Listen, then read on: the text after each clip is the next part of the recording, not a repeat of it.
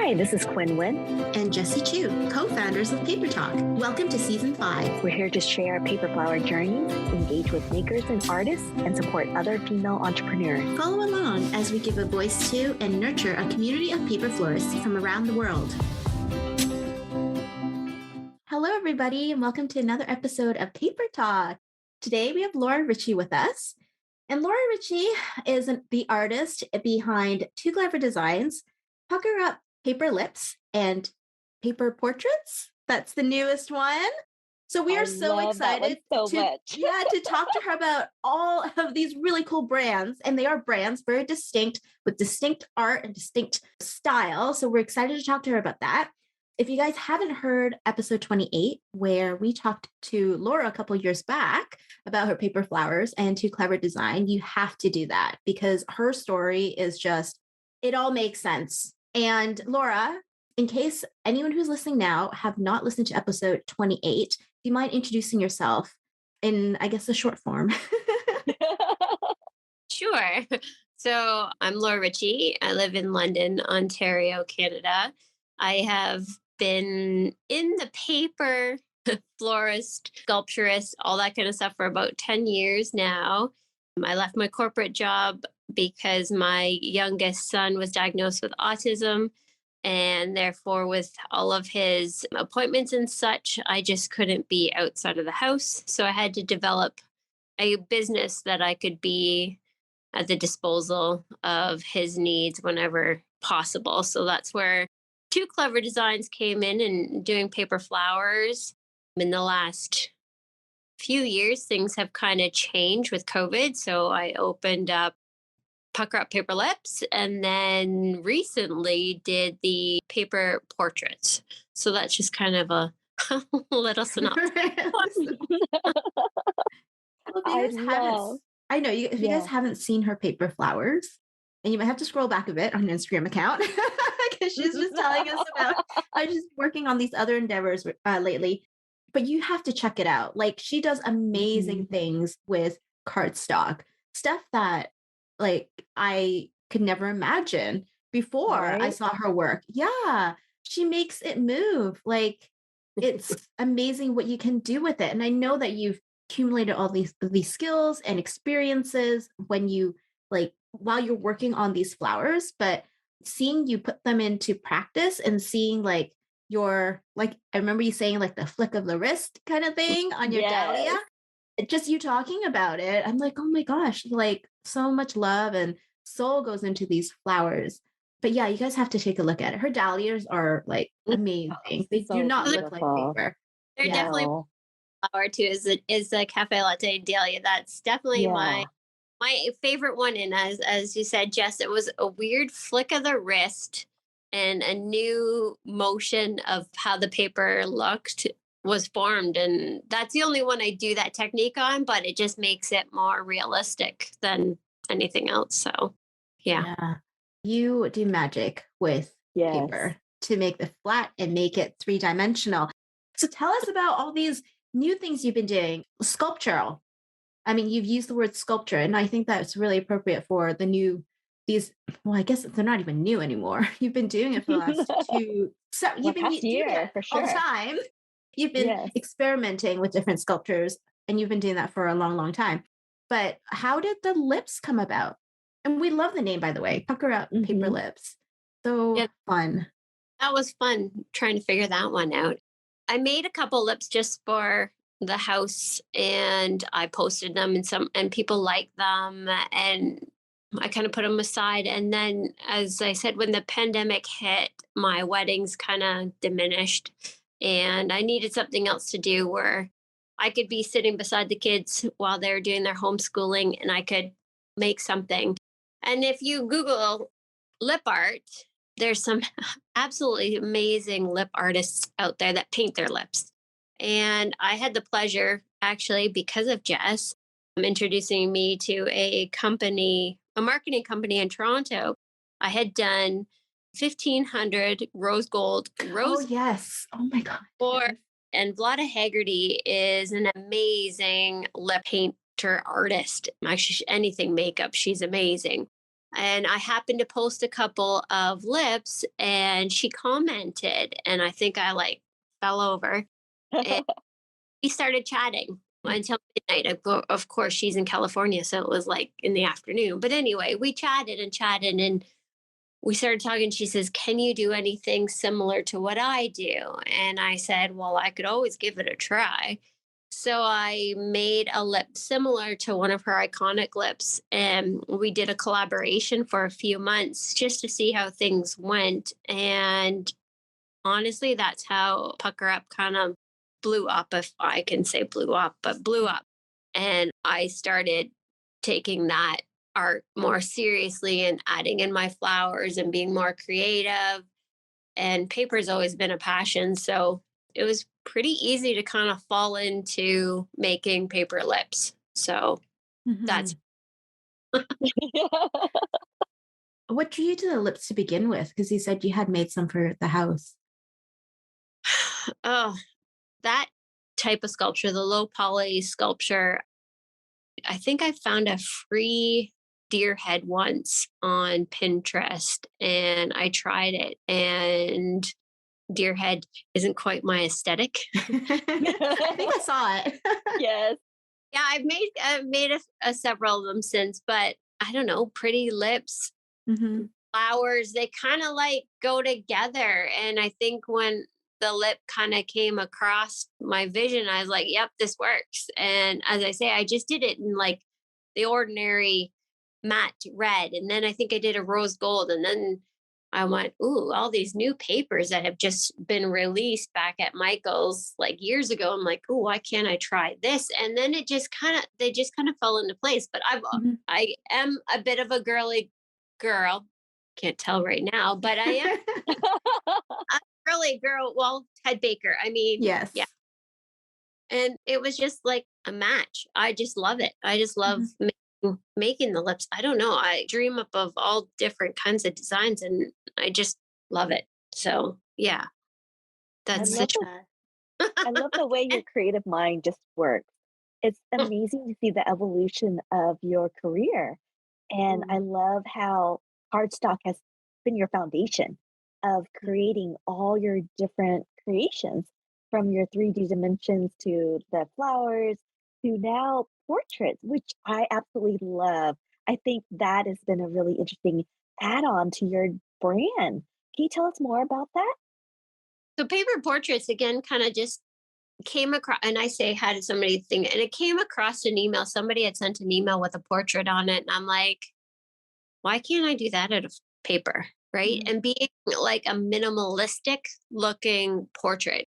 And I'm like, I can do that. I've got enough supplies that I can pretty much match skin tone. I can, do those kinds of things. And I wanted to keep it incredibly minimalistic in the look where I've seen other artists where they're going into detail of their eyes, their face. I didn't want that. I wanted it to be a glance, like a simple glance and know Mhm. what it is. You know what I mean? Right. So, Hmm.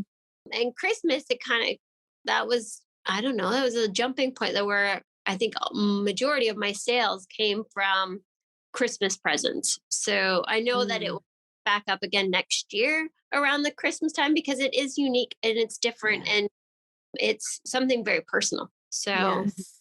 yeah, S- I really, really loved it. And the last one I did, I actually got to make tiny little flowers. So that was kind of really fun pulling my other skill set into it. Yeah. So yeah, Do people send you photos to work with? yes, yes. So they send me several photos of either the family as a group or individually. And I always do a mock up on my computer and then I send them like a digital image just to make sure that I'm on the right path of what they Mhm. want, hand cut it out after and put it together. And before it's completely glued, I always go through the steps with them to make sure they're 100% happy because a photo may show that their hair color is one color, but it really isn't. So I always like to go through all the different steps and stuff, but I don't want to overcomplicate it by making it exactly as Right. they. Right. I hear what you're saying is that have a vision of how much details, but that's very much an aesthetic thing. Like it's kind of like you're very intentional in terms of what you put in and what you leave out, because Yeah. that's your style. And that's really cool. You're one of those artists who, like I said, have like you have your hand in so many things, and yet you're so confident about your style in each of them. And that can be very difficult. It takes a certain amount of experience, I think, and your knowledge of the paper. Just you being so knowledgeable about what the paper does, what you like about it, what you don't like about it, and the feel of it, and the textures and the colors and the sheen, even like, different sheens. And you've Yeah. done so much with the paper that, like, just translating it and expressing yourself through the paper in different ways comes so naturally to you that you can be confident about your style and say, no, I like this, but I don't like that. And people, I mean, yeah, people are consuming it. I think it's amazing. I wanted to Thank ask you about the lips too. The lips, do you like hand sculpt everything? Do you like, how do you put the different, like, I'm trying to figure out in my head. I'm like, how does this even work? How do you put the different like patterns on? Or like, I clearly don't well, work with cardstock. you know, I mean, the original lip, the lip I do now all on my Cricut for the most part because I do large quantities. So I have been able to import it into my cutting machine so that I can do it quicker. But anything additional, like, I mean, if I'm adding like elements, right, I have to hand cut the Yeah. elements, put Mhm. them on, and I hand place them when I do it so that I learn different materials. What materials will fold to the Mm. shape of the lip? I've learned that over the years. What materials I can use to add on the decor elements. They're That is so amazing. cool. Yeah. I love your bumblebee. That one's really super amazing. The one Oh, that has like a little honeybee on the lip. I think that was one of my first. The gold, there was a gold honey or gold lip with honeycombs and then little tiny, tiny bees on it. And that was my first attempt at making a patterned lip. And I still have that original one. And I have definitely from then changed out the different materials from like that one is a brush gold. And I've done, oh my God, every color under the rainbow, I swear. And then added it's all different. That's the fun thing about the lips is that there is no boundaries of color. Mhm. Same with paper flowers. Like really, you can make them Mhm. any color you want. So Yeah. it's years of practicing and playing. Yes. Yes. No, absolutely. I think so. I think it's a lot more than just, oh, I decide I want to do this one day. There's so many things that kind of led up to those opportunities coming about, whether it's because they came to you or you made them or something, right? Like kind of all the stars aligned at the right Yeah. time, at the right place. And I think that's amazing. But before that, you need to be prepared. And I think that you've done an amazing job with that. With the lips and the portraits, how do you sell them? You sell them online? Do you release collections of them, or is it like mainly dictated by what your customers are looking for? I so wish I was that organized. I am not. I am not. Of course, started everything with Etsy. So I still have my Etsy shop under Too Clever Designs. And then I've also have a Shopify account for Pucker Up Paper Lips. I do have another website, but it's just a visual website. And then the weirdest thing is people want to purchase through WhatsApp, through text messaging, through Facebook, through IG, through TikTok. Like, I mean, you just have to be on all different levels and just being able to communicate with them whichever way they want to communicate with you, which can be challenging in itself, sorted, but that just kind of is the way that it is because people are everywhere, anywhere. Mhm. So I wish I were able to release a collection, have that. But it's kind of like somebody says, "Ooh, I really like that. Can I buy it?" Kind of a Yeah. thing. That's kind Mhm. of that I have to present my business is these days, because paper portraits, you can't really sell a portrait that isn't of the person in makes sense. I have done collections of like the Golden Girls. I absolutely love doing that one. I And that was love that one. before Betty White died. I'm like, oh, I have that one. Then Schitt's Creek. Son of Man. That's my personal favorite one. But people will go, "Who the heck is that?" But you have to Google it if you don't know who that is. If you're an art buff, you'll definitely know what that is. And then I've done Friends and I've done Seinfeld, and they're just for fun. Again, it's recognizable, and those ones are being sold in a local art shop here in London. So Mhm. they're exclusive there. I haven't sold them. They're not anywhere online. They're just in that art shop. So that's where they are. Should do the Winnie the Pooh. The trademark is coming up for that, so that Well, would that be would be really fun. so. I know that infringement thing kind of play a little bit of havoc on anything that. So that's why I think the paper portraits, to the point of recognizing on a minimalistic that isn't having any of the verbiage, then I'd be okay. Mhm. That is a little tricky to go through. It certainly is. It certainly is more than you think it is. And Yeah. I've been down that road where, yeah, what you can and cannot do. So yes. Yeah, Yeah. that's tricky. But yeah, it would be I think those would sell really well. I mean, if they're Yeah. like super recognizable and people Oh, knew, oh, because yeah. there's so many fans out there. But that's yeah, that's I guess the limitations in terms of licensing and cover infringement, etc. But yeah, I can totally imagine that those would be very popular for as gifts as Mhm. I wonder. I'm just thinking. I always think about these things when, like, it kind of applies to me I in know, terms of right? like when I'm Because you never thinking about know. when I'm thinking about like, oh, who would like one of those? And I can think of so many people who would think it's super cool Hmm. because I mean, like photographs these days, they're so disposable. You just like there's so many on your phone. It's like almost like you don't cherish them. No one prints their photos anymore. Yeah, Like you yeah, just don't, right?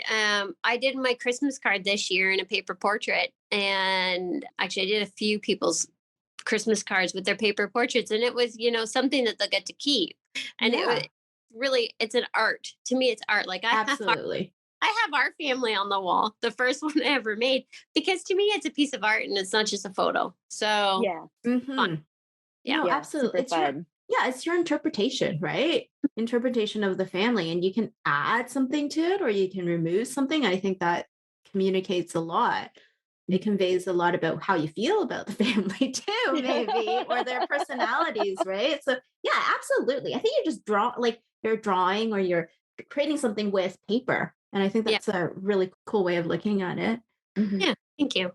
Yeah. I love Um, the fact that your medium is has always been like your strong point, cardstock. And there's been a little dabble into the crepe paper, but it's always been your cardstock that always stood out. How I mean, how did you fall in love with that medium? And how were you able to evolve it and to maintain? Because I think modernizations of doing cardstock, so it's modern and it appeals to the young crowd as we're all getting older. The new people are the one that we're trying to appeal. How have you been able to do this? Cardstock, honestly, it's how available stuff is. I started with making scrapbooking and card making, and at that point, it was pretty available. And that was like crepe paper for me was never available, so I never got to play around with it. mhm, And being a Stampin' Up! Demonstrator way back in the day, that paper was there, and I got to experience the different textures and weights and see what I liked. And I started making sculptures back then for a couple contests with Stamping Up and using their materials. And that's where the love of flowers came out, because those were my very first flowers I ever made. Just kind of kept on going. And again, it's the accessibility of having a mhm, Michael's Road being the only craft store that we have here. I kind of had to adapt my skills to using what they had on hand. And then, of course, learning about different paper companies and ordering them. And I did start to order around the world and learning different textures and weights. But it was, I don't know, there's just so much more in cardstock, text weight, all the different textures, different finishes. I find that the vast majority, well, what I own, yeah, is paper. I couldn't get my hands on stuff. If you love our podcast, please consider supporting us by hitting subscribe and writing us a review. And if you want to do a little more, consider making a donation on our website at www.papertalkpodcast.com. Every dollar of your gift goes into the making of this podcast. That's got to talk about imports real quick, how limited it is and how hard it is to get materials. Has that impacted you a lot? Oh, huge, huge. Even when was it? I shouldn't even say the president there changed something. And we couldn't, like, cards and pockets and stuff, and Darcy and all them, they wouldn't ship to Canada anymore. So, or if they did, it cost like quadruple the amount. So that really, it really changed things and limits. And then my holidays to the United States didn't happen, so I couldn't bring back all my paper. That's definitely had a huge impact on even what I create now, is what is available for me and at my fingertips. So, yeah. Yeah. How do you deal with, orders of your lips or flowers or whatever it might be in the hundreds? How do you deal with that? I mean, I'd be like stressed out about like the materials, not about making it, but like, how do I source the materials? So last summer I got to do 500 and it was in the 500s paper lips Oh my gosh.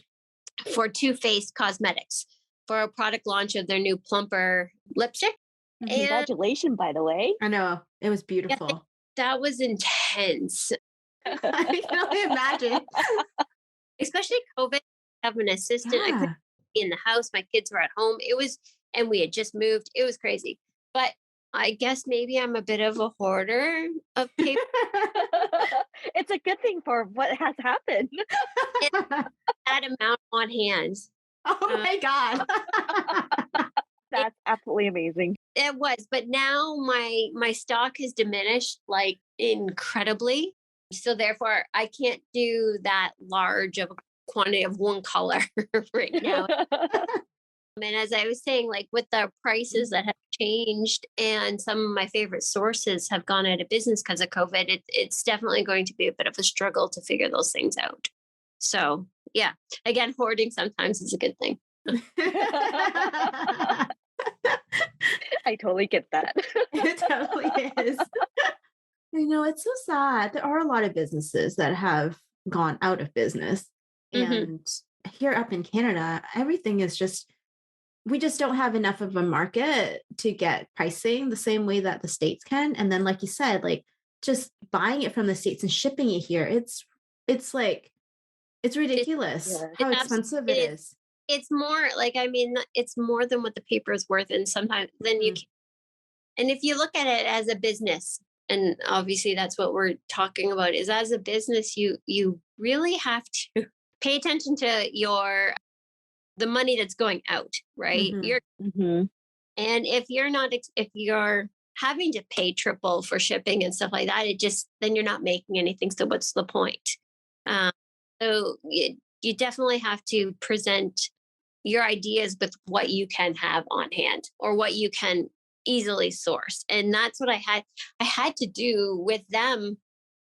Did have to send them a lot of colors, and thank goodness they went for the same color. I had a crap load of inventory, but something like their gold logo, I had to source out 5 or 6 different types of vinyls from all over and order a large quantity to get the exact color that they wanted, which fortunately, thank goodness for Amazon, which I don't like to promote that much, but sometimes you have no choice. Yeah. And that's what I had to do. But I got to find the fine line to profit on an order. Yeah. figuring out the right sources. Yeah. Well Yeah. said. Mm. Yeah. It's one of those things where you're like, you know what? You think in your head, oh my, you're desperate for it and you order it. But like you said, like it's one of your business. Like it's not sustainable. It's three No. times. That means you should be charging 3 times more Yes. for your product for it to And be actually sustainable. exactly. And I hate to say it again, but this hoarder part of me is when I see a paper that I love, like I will buy out the entire selection. It may not be good for my bottom line right then, but I will eventually use it. Paper, like crepe paper, doesn't Yeah. go bad. Yeah. So you can kind of create and design something to use that, and it ends up working out perfectly. So Mhm. don't be afraid sometimes to buy more than you need if you see it. Mhm.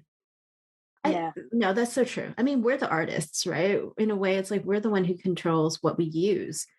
And especially if, like, with your experience with in the paper world, like you've probably seen a lot of crappy paper, and you've probably seen things that that your customers would just love. You're like, this color sells, or this finishing is amazing on my lips, or on this flower. So, like, having like trusting your gut, I guess, and Mhm. trusting your own taste and your own experience. I think that's a really good reminder, Laura.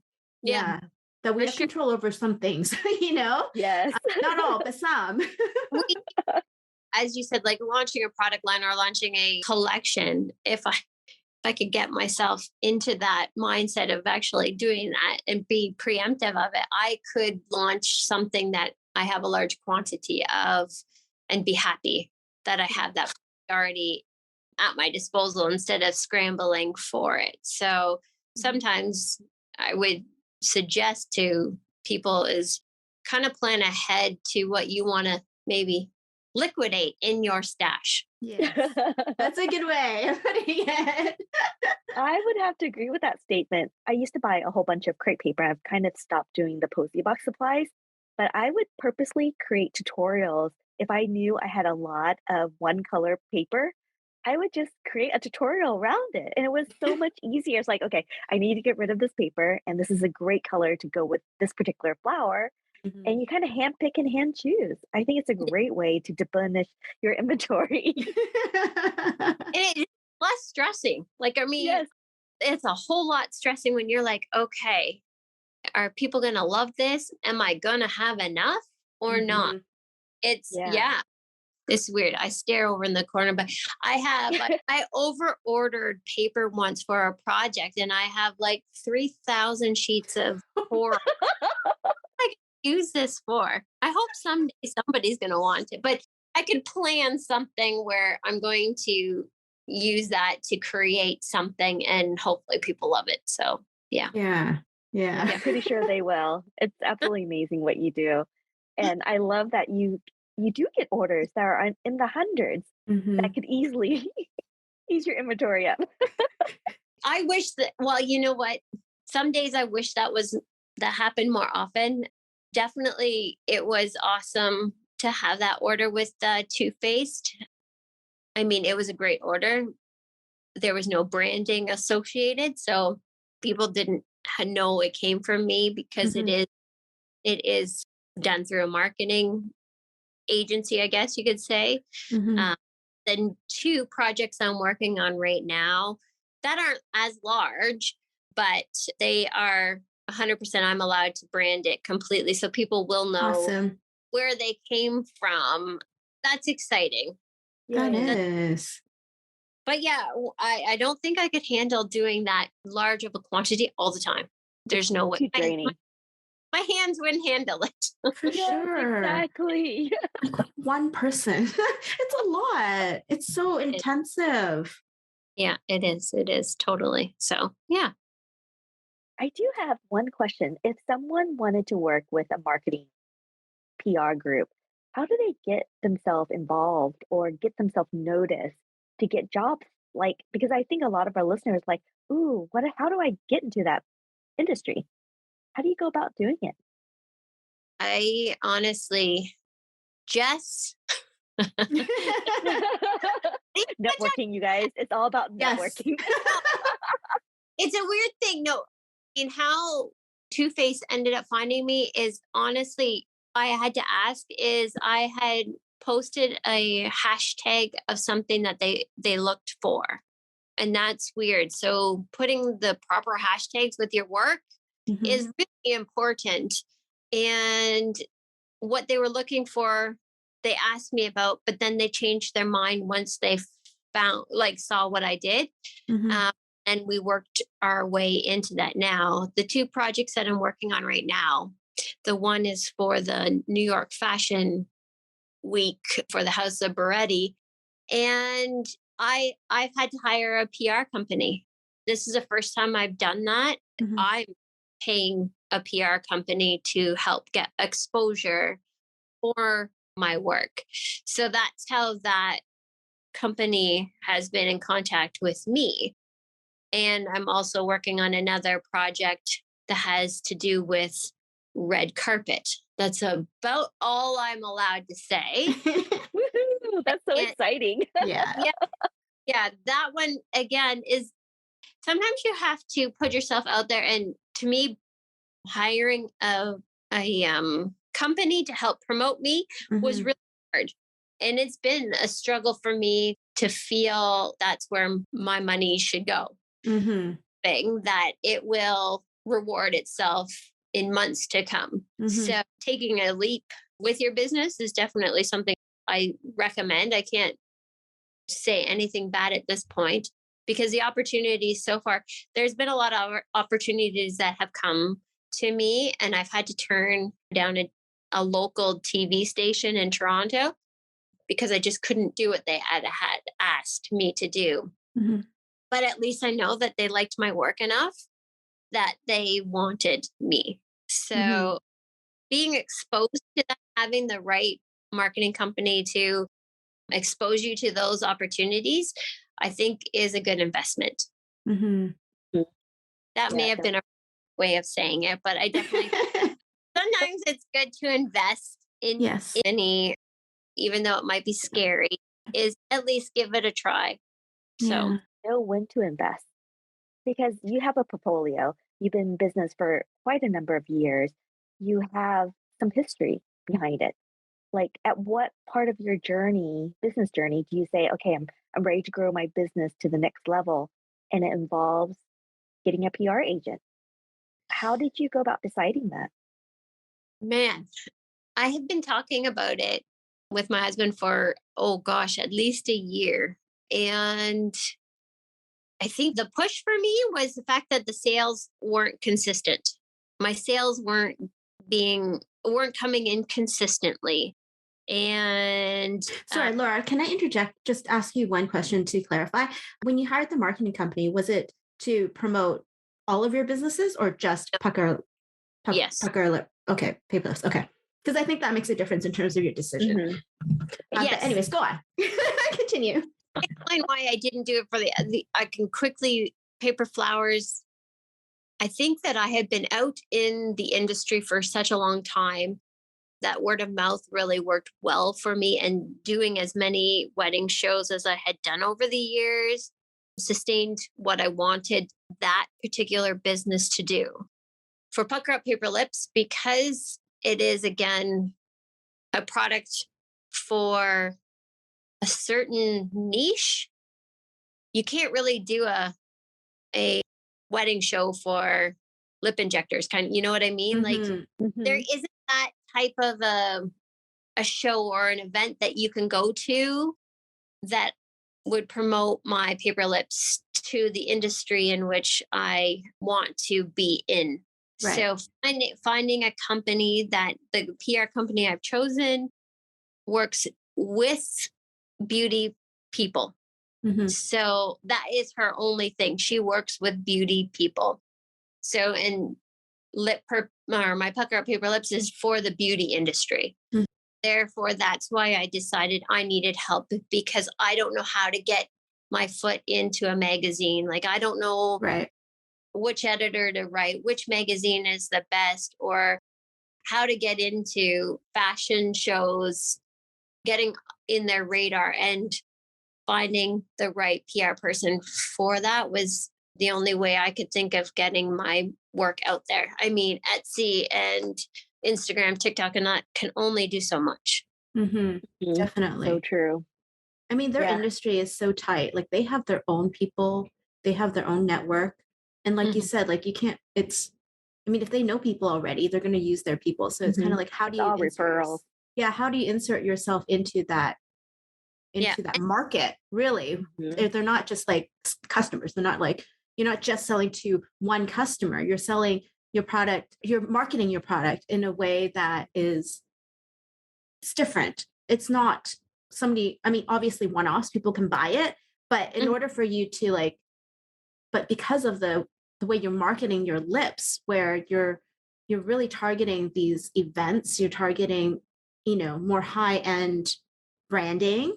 So a lot of branding work, probably, a lot of like now with beauty, the beauty industry, doing all of that. Like it's honestly an industry that I don't think normal people are in. Like regular people, you don't have access to that. So My, yeah, no, it makes total sense. the Mhm. majority of clients that I have or I started are makeup artists, lip injectors, face augmentation people, and they have them in their salons or beauty, whatever.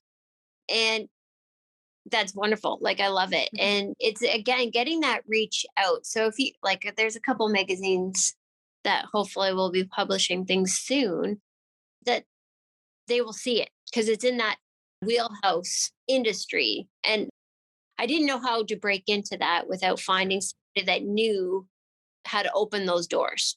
Mhm. Mhm. For sure. Yeah. Yeah. Yeah, I always tell my students, like, you only hire somebody who does a better job than you. And Mhm. I think you found that person. I mean, they are getting you amazing contracts. And I can't wait to see what other projects that they like get you in the door for. It's gonna be really amazing. Yeah. I know. I I think that's really so cool. Yeah. do. I mean, it's scary. It's definitely scary to invest in something that you Yeah. have very little control over. But just sometimes gotta jump in with 2 feet. So yeah. Yeah, definitely. Yeah. It So depends So it's cool. how big you want your business to be. And I yeah. think that's the question that people need to ask is, do I just want to do this as a hobby? Yeah. How much time and effort do I actually want to spend in it? And where do I want to go or where do I want my product to be? And those are the questions that I think once you answer those, you'll kind of figure out what path you need to go on. Mhm. Mhm. Yeah. Those Yeah, are great definitely. questions to ask. Gosh, it's been really amazing chatting with you, Laura. Just seeing what when we talked to you back in episode 28 to now you're going to be like over 100 episodes. It's I amazing. know. Like your Hey, progression. it's all you guys. Oh, you guys rocking it here. You guys are the As you are working so tirelessly and you're Mhm. such a busy mom and a busy entrepreneur, where do you find the time to like pamper yourself? Or do you pamper yourself? What do you do to treat yourself? Yeah, I had to think of that one. Funnily enough, we purchased this house because I love the master bathroom.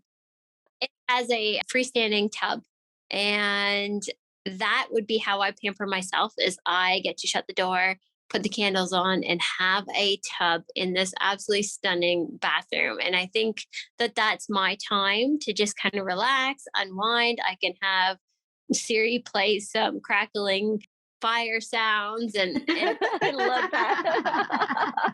it's my time to relax and I shut the door and no one, bothers me. So yeah, that's how I pamper myself is just having a relaxing time in my in my bathroom. I love that. That's wonderful. I Well, don't why think not? I think we're all in the age where we all take showers because we need to get clean and then we gotta continue on our day. And I just love the fact that you're like, nope, I'm gonna take my time. I'm gonna enjoy this wonderful hot bath with some crackling fire noise. I love that. You know, I just love to hear. I don't know why. I just love the sound of like a bonfire. I don't know why. I just do. So it's just soothing. It's soothing. It is soothing, actually. It It's is soothing. soothing. Have the lights out and just a couple candles. It's like I'm Your so love that. oasis in Yes. the middle of the house. Yeah, exactly. So yeah, Oh my gosh. Thank you yeah. so much, Laura. It's been a pleasure chatting with you again. Oh, Yeah. it's always a pleasure talking to you ladies. You guys are amazing. Aw. You No, too. likewise. It's been amazing seeing what you've been doing and how you've been evolving and adding to your repertoire. It's really, really cool. We live vicariously through you. Yes. Feel that way about you guys. All the things that you guys accomplish always blows my mind. So I feel like just a little tiny pebble in a pond when I see you guys and how you work and just the amazing art that you guys come up with. It just, yeah, it's so inspiring. You have Aw. definitely inspired us too, Laura. Yes, likewise. That's I think, amazing. yes. We're a fan of you too. Yeah, no, thank you so much, Laura, for coming on. We would love to thank you, our listener, and especially our patrons for supporting our podcast, Paper Talk, and for making season 5 possible.